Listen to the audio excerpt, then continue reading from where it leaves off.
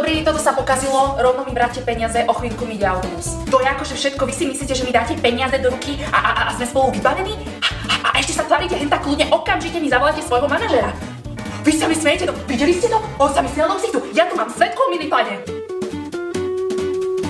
Ako by som vám to vysvetlil? Normálne som ráno vstal z postele, dal som si raňajky, bol som aj na záchode, však chápete? No, ja som vedel, že to neprejde, ja som hovoril žene, že to pokazila ona. Teraz prídem domov a viete, čo mi povie? Že ja som ten neschopný, čo nevie niečo zreklamovať. V tom na mňa normálne vybehol pes a už sa dostávam k pointe.